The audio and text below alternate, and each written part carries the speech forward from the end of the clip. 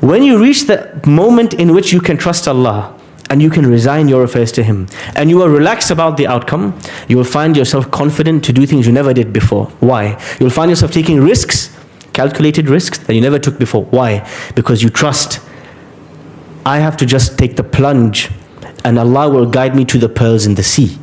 Many of us, we want to from afar look at the sea, theorize about the beauty of the pearls, talk about the pearls with our friends, and imagine somehow that they will manifest itself. But it is only he who is ready to take the plunge, dive in, take the risk, hold your breath, and make an attempt. It is only they who will get the pearls in the end. Imam al-Shafi'i makes this point when he says, بِقَدْرِ الْكَدِّ تُكْتَسَبُ الْمَعَالِي وَمَنْ طَلَبَ الْعُلَى سَهِرَ اللَّيَالِي وَمَنْ رَامَ الْعُلَى مِنْ غَيْرِ كَدٍّ أَضَاعَ الْعُمْرَ فِي طَلَبِ الْمُحَالِ تَرُومُ الْعِزَّ ثُمَّ تَنَامُ لَيْلًا يَغُوصُ الْبَحْرَ مَنْ طَلَبَ اللَّآلِ. He says, if you think that you want to reach high places, but you want to snore at night, you're never going to get there. Don't you see that in order to get pearls, people have to dive deep into the sea? It takes tawakkul in order to take such risks. How do we actually achieve this trait of trusting Allah subhanahu wa ta'ala with our affairs? And how do we rise in the ranks? The first step is you need what we call wakil glasses. What are wakil glasses? Every incident that happens in your life, the way you look at it and the way you interpret it, this alone can change your life completely. How you describe what's happening to you and how you understand it and how you frame it is half of the journey of the soul. Something bad happens to you. Your mother passes away, your father passes away, you lose your wealth in an investment, you go through a divorce, you go through a challenge at work, somebody's taken you to court for something you never did. You're going through some challenge in life. The first thing to do is when you look at this, to remember, Allah is my wakil. The one who sent this to me is my agent, my trustee, the one I have trusted all of my affairs to. He is the one who's put me in this situation. Who is going to take me out? The one who put me in can take me out. If He willed it for me, it is the best thing for me. This is the first way to frame the situation.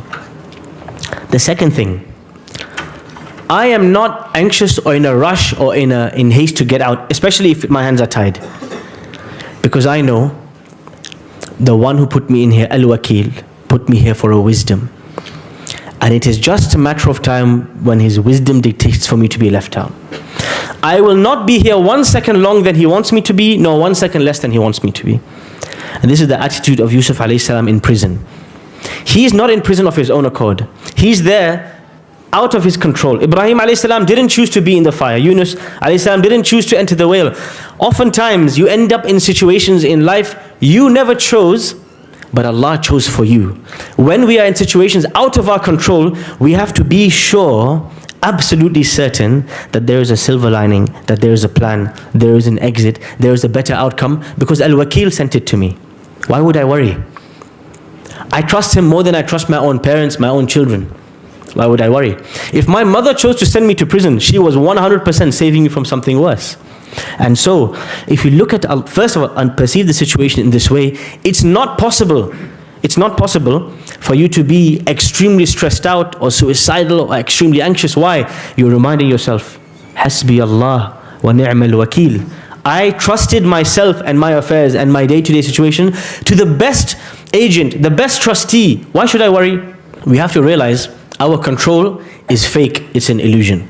Now human beings think that they can do genetic engineering, they can control animals, they can control the taste, the size, the color of the chicken that we eat on our plates. Everything we feel that we have under our control, somehow, some way we can manipulate it. One of the important parts of tawakkul is realizing the powerlessness of human beings. And how sometimes Allah subhanahu wa ta'ala does things with no asbab. In a completely miraculous way, Allah makes things happen. In your experience of life, you may have experienced such things. Something happened, a job came to you, you never asked for it. A proposal came to you, you never looked for it. And you realize from these situations, I could do a million things and I get nothing. Or I could even sat on my seat and Allah can bring me something I never asked for.